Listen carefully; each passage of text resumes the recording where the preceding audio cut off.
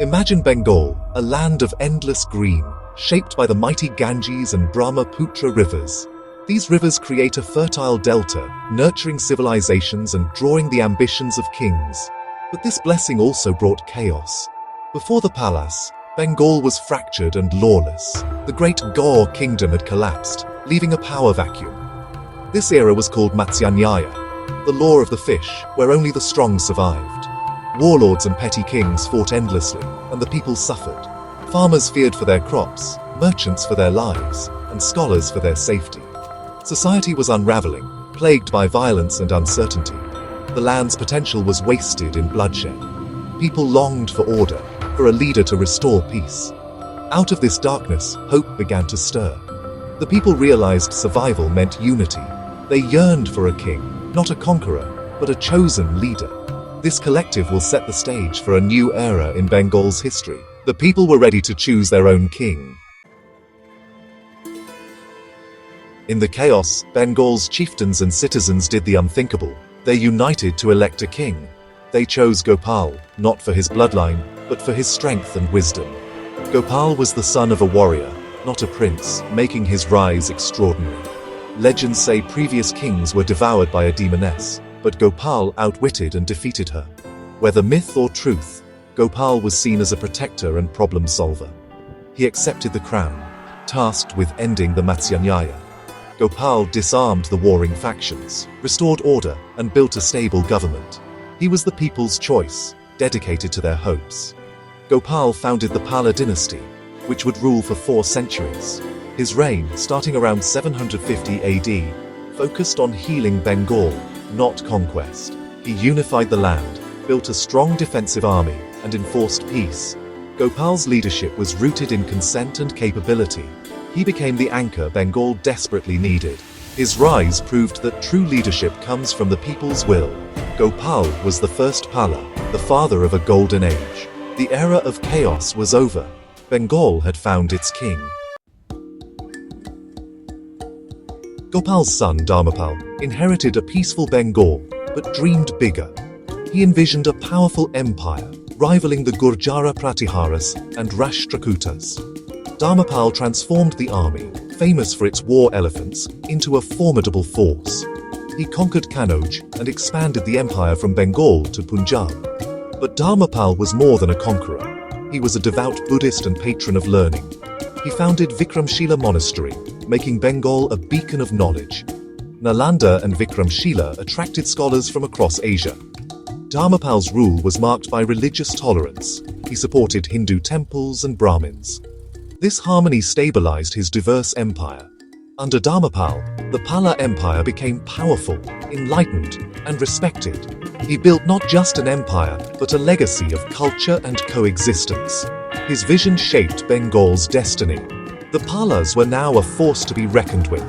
Dharmpala was the true architect of the Pala Empire. Devapala, Dharmpala's son, took the Pala Empire to its zenith. His reign marked the Golden Age, an era of power, prosperity, and culture.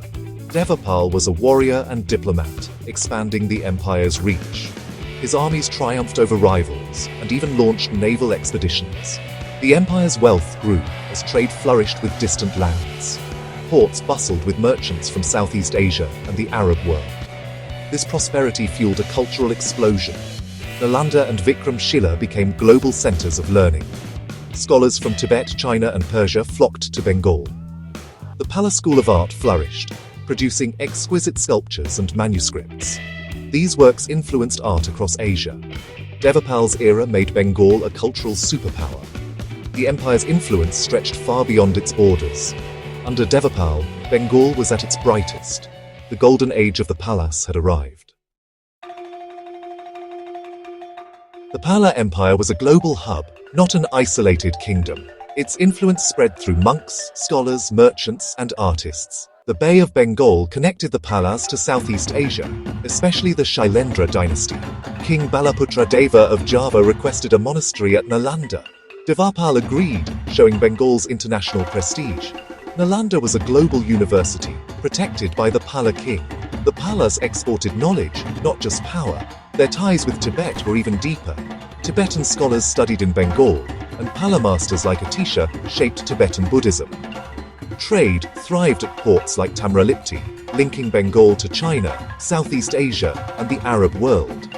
This exchange brought wealth, ideas, and technology. The Palas were part of a vast Indian Ocean network. Their golden age was a story of cross-cultural exchange.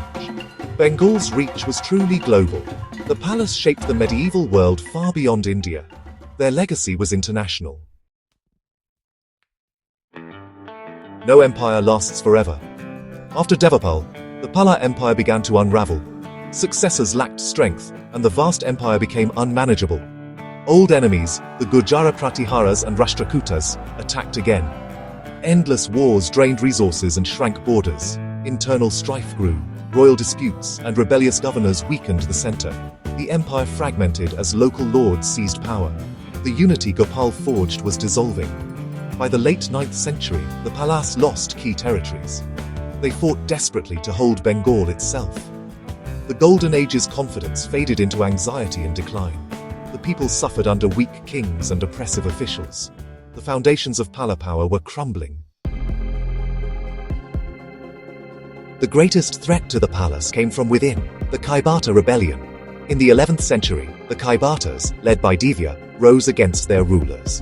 These boatmen and farmers defeated the Pala army and killed King Mahipala II. Divya seized Virendra, the Pala heartland, and ruled independently. The rebellion exposed the dynasty's weakness and the people's resentment. For decades, the Kaibatas held Virendra, showing the bond between ruler and ruled was broken. The Palas lost their ancestral core, a humiliation they could not accept. The task of reclaiming Virendra fell to Ramapal. The Kaibata rebellion was a turning point. It revealed deep internal fractures. The dynasty's decline was now irreversible. Only an exceptional leader could hope to restore the empire. Ramapal, the last great Pala, rose from the chaos. He inherited a shattered kingdom and vowed to reclaim Virendra. Lacking a strong army, Ramapal built a coalition of local chieftains and vassals. Through diplomacy and negotiation, he united them for a common cause. With this alliance, Ramapal defeated Bhima, the Kaibata ruler, and restored Virendra. He moved the capital to Ramavati and worked to rebuild the empire. For a brief moment, the Palas seemed revived. Ramapal was a capable administrator and patron of culture. But the revival was short-lived. After his death, the empire quickly disintegrated. His successors were weak, and allies declared independence. Ramapal's reign was the last flicker of Pala glory. The dynasty's end was near. The Golden Age was over. The Pala dynasty ended in the 12th century, conquered by the Sena dynasty. But their legacy endured far beyond their rule. The Palas presided over Bengal's most creative and intellectually vibrant era. Their greatest gift was the patronage of Nalanda and Vikramashila, global centers of learning. Scholars from these universities spread Buddhist thought across Asia. The Palas also left a unique artistic tradition, graceful sculptures and illuminated manuscripts. Their art influenced Nepal, Tibet, and Burma. The Palas fostered religious tolerance, appointing Hindus to high office and supporting temples. This spirit of coexistence shaped Bengali culture.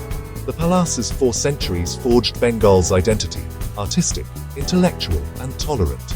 Their story is not just of kings, but of ideas that shaped a continent. The echoes of the Palas still resonate today.